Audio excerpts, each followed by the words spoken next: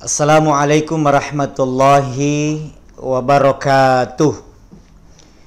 Bismillahirrahmanirrahim. Alhamdulillahi rabbil alamin. Wassalatu wassalamu ala asyrafil anbiya'i wal mursalin Sayyidina Muhammadin wa ala alihi wa sahbihi ajma'in.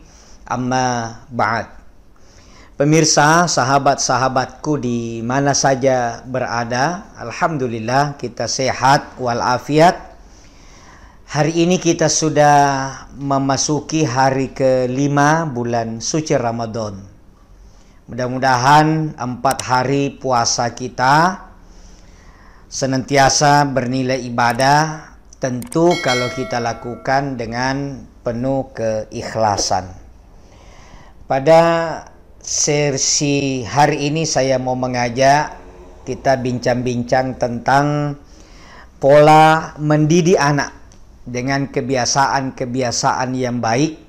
Apalagi ini bulan suci Ramadan, bulan yang paling bagus untuk mendidik anak, membentuk karakter menjadi anak-anak yang soleh dan solehah. Kenapa? Karena aset kita yang paling berharga, tabungan kita yang paling bernilai, investasi kita yang paling mahal itu adalah anak soleh soleha.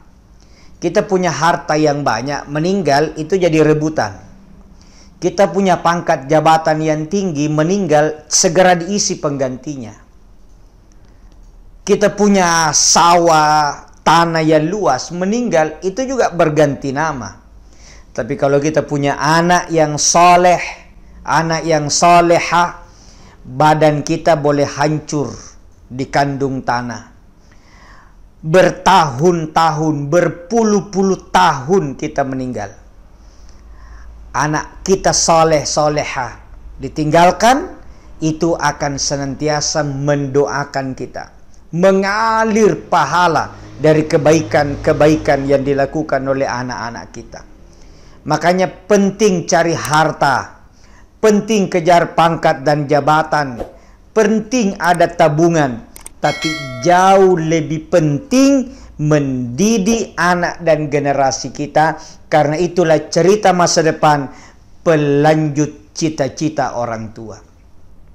Di dalam Al-Quran juga Allah ingatkan, ku anfusakum. Ya ayyuhalladzina amanu ku anfusakum wa ahlikum nara. Jagalah dirimu dan keluargamu. Dari mana? Dari api neraka. Ayat ini bicara sangat panjang ke depan. Bukan cuma sekedar jaga diri, jaga anak jangan sampai kekurangan harta, tapi selamatkan anak, istri, keluarga jangan sampai jatuh ke lembah api neraka jahanam. Nah, di bulan Ramadan ini saya selalu di mana-mana ceramah membahasakan bahwa bulan kembali ke rumah. Di luar Ramadan sulit makan bareng dengan anak. Pagi-pagi kita sudah berangkat kerja, anak baru bangun. Siang hari anak pulang sudah makan di rumah, kita masih di kantor. Bahkan kadang-kadang malam kita pulang, anak sudah tidur. Tapi begitu masuk Ramadan, 2 momen yang hampir selalu kita bersama. Buka puasa, anak sudah menunggu dan kita juga bersama. Kalaupun buka puasa tidak bersama karena kita di luar, masih sibuk kerja, ada lagi satu momen spesial namanya makan sahur. Saya kira kalau makan sahur masih tidak ketemu itu tak lewat-lewat namanya. Masa ada pekerjaan sampai sahur belum selesai. Maka sahur minimal kita bersama dengan anak. Ayo Ramadan ini tanamkan nilai-nilai yang baik. Ajarkan, didik, contohkan anak membaca Quran. Jangan disuruh baca Quran. Kesalahan fatal orang tua, suruh anaknya sholat, suruh anaknya ngaji, suruh anaknya infak, tapi dia sendiri tidak memberikan contoh. Makanya Islam mengatakan, ajaklah anaknya sholat, ajari. Ajari itu bukan nyuruh, kita jadi contoh. Ajari anaknya baca Quran, kita ngaji. Ingatkan anak-anak, nak, ayo kita ngaji bareng. Tiap hari kita tanya, sudah juz berapa? Hari ini hari kelima, berarti kita buka juz kelima insya Allah. 1 juz 1 hari. Ajak anak kita ngaji bareng, ya. Kemudian ke masjid kita ajak sama-sama. Sebelum berangkat sudah diingatkan, nak, sampai di masjid tidak boleh main, tidak boleh ribut, tidak boleh main game. Sekarang ini game luar biasa ini. Macam-macam aplikasi handphone membuat anak kita lalai dari ngaji, lalai dari zikir, bahkan malas disuruh orang tuanya. Kenapa? Larut dalam permainan game yang tidak ada habisnya. Tolong diingatkan para orang tua, anak-anak kalau sampai di masjid, ustadz lagi ceramah di atas, anak-anak di bawah pada main game. Saya ditanya, ustadz, bagaimana ini solusinya? Anak-anak kita di masjid itu ribut, anak-anak kita main-main, anak kita main game di belakang. Saya bilang, solusinya sederhana. Tidak ada anak yang tidak punya orang tua. Jadi, ya, solusinya kembali ke orang tua, jaga anaknya. Mulai dari rumah sudah diingatkan, jangan main. Rata-rata anak yang nakal di luar memang tidak pernah diingatkan oleh orang tuanya. Ke masjid, ya rajin ke masjid, tapi orang tuanya tidak tahu. Ternyata anak saya di masjid itu kerjanya lompat-lompat, gulung-gulung diri, ribut. Karena orang tuanya sendiri tidak ke masjid. Jadi, ayo, mulai dari rumah ini. Kita ajari, kan semua anak punya rumah. Semua orang punya rumah. Semua rumah ada orang tua. Jadi dari orang tua, ajari anaknya. sampai ke masjid, duduk dengan tenang. Kalau perlu kita yang dampingi, kita sama-sama. Berikan contoh-contoh yang baik.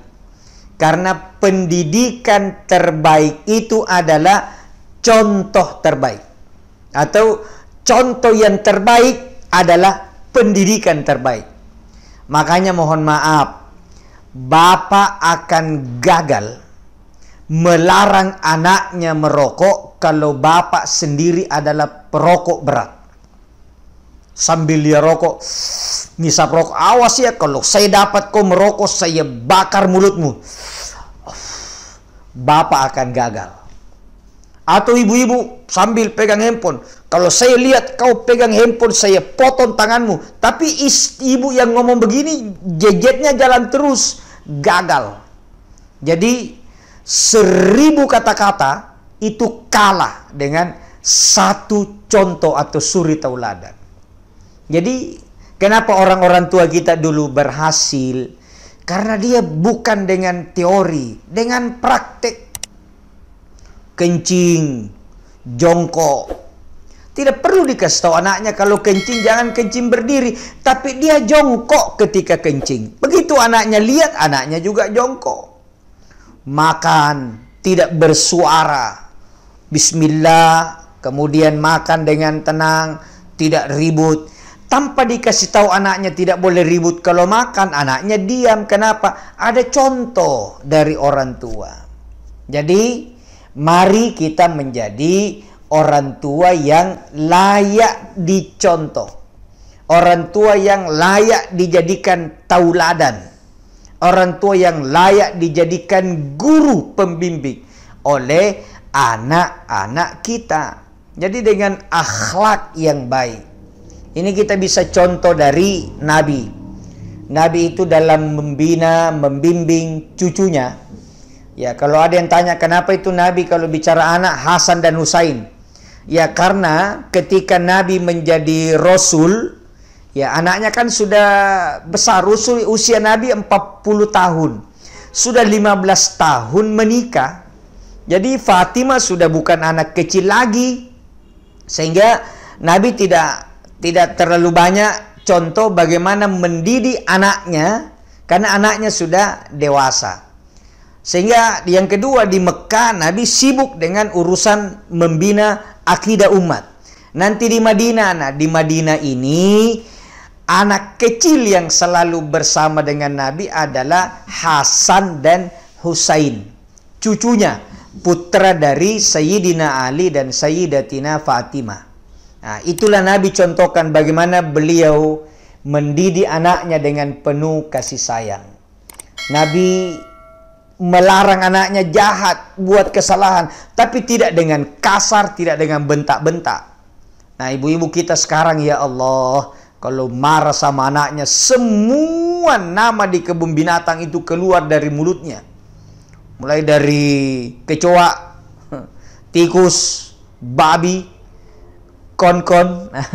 Ini yang banyak merusak. Bagaimana anak mau lembut kata-katanya kalau orang tuanya kasar?